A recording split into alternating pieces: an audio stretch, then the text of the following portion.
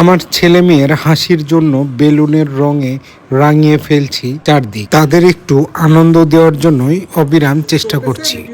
আমার ছেলে মেয়ের ষষ্ঠ জন্মদিনের ইচ্ছা পূরণের জন্য এই ছোট্ট আয়োজন, যেটা আজকে তাদের জন্মদিন, ষষ্ঠ বছর পূরণ হলো। সুস্থতা এবং সবাই তাদের জন্য দোয়া করবে। সন্ধ্যায় বাসাটা পুরাপুরি সাজসজ্জার পরে আমার ছেলে মেয়েদের সারপ্রাইজ দেওয়ার জন্য ডেকে নিয়ে আসলাম এবং তাদেরকে একটা সারপ্রাইজ দিলাম। আসো মা, তাড়াতাড়ি আসো, দেখো তোমাদের জন্য সারপ্রাইজ। নুহান কই? নুহান এই তো সাইডে, আসো তাড়াতাড়ি আসো।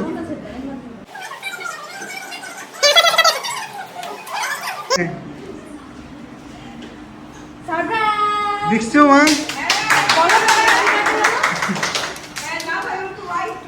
দেখছি, হ্যাঁ বসো। সারপ্রাইজ দিচ্ছি। থ্যাংক ইউ বলো সবাই রে, থ্যাংক ইউ বলো। সারপ্রাইজ গিফটের পর তারা কেক এবং কিছু খেলনার সাথে খেলাধুলা করছিল। তাদের এই প্রাণচাঞ্চল্যতায় নতুন জীবন শক্তি পাওয়া যায়। হ্যাঁ সবাই সুন্দরভাবে তাকাও। মা, নামিরা খুশি হয়েছো? হ্যাঁ। এই আনন্দঘন মুহূর্তটা উদযাপন করার জন্য নিজেদের আত্মীয় স্বজন এবং আশেপাশের ছোট ছোট বাচ্চারা মিলে আনন্দটা ভাগ করে নিচ্ছিলাম। সবার উপস্থিতিতে পরিবেশটা আরও উপভোগ্য হয়ে গেল। ছবি উঠানোর জন্য আমরা একে একে সবাই প্রস্তুতি নিলাম এবং ছবি তুললাম, যেটা পরবর্তীতে শেয়ার করতে পারি। তারপরেই কেক কাটার পালা। আপরে কাটছেন কইলেন সবাই দূরে সরো, সবাই দূরে সরো, সবাই দূরে সরো, সবাই দূরে সরো। আগুন ধরাবো। দুটা এক বাজান ভাই আগুন নাও, দুটা তাক মিশায় রাখেন।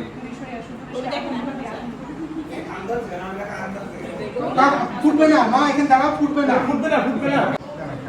Ready one. হ্যাঁ, না না না,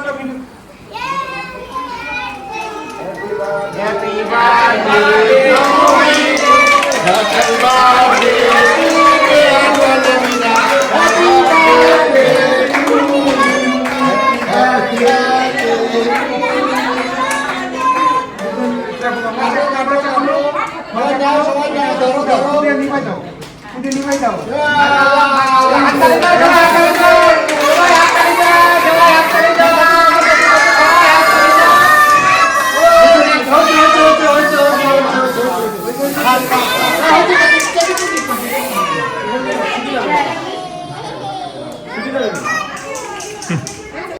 কেক কাটার পরে এবার তাদেরকে খাইয়ে দেওয়ার পালা।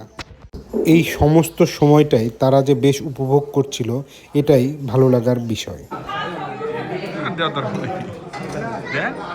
মন চাচ্ছে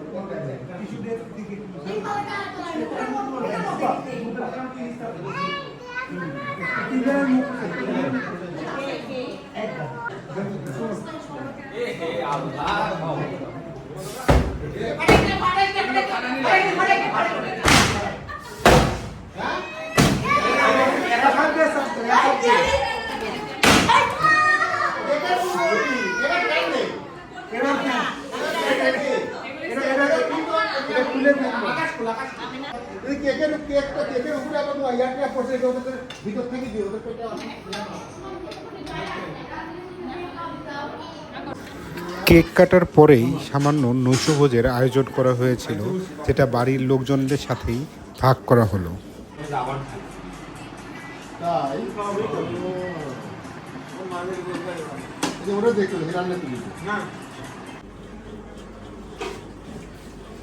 বড় বড় সব খাদকগুনি বইছে। আনুষ্ঠানিকতার শেষেই গিফট আনবক্সিং করার পালা। তারা তাদের দাদার দেওয়া গিফটটা আনবক্স করছিল। ছোট ছোট বাচ্চাদের সাথে নিয়ে চরম আগ্রহ ও এক্সাইটমেন্টের মাধ্যমেই তারা র্যাপিংটা খুলে ফেলছিল এবং কাঙ্ক্ষিত গিফটটা তারা বের করে ফেলল। বের করে দেন, হাত দিয়ে বের করে দেন।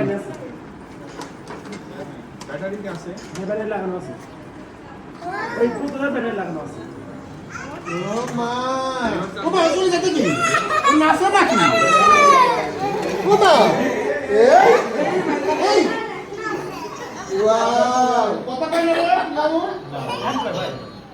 ওই গান করছে এই গান চালাও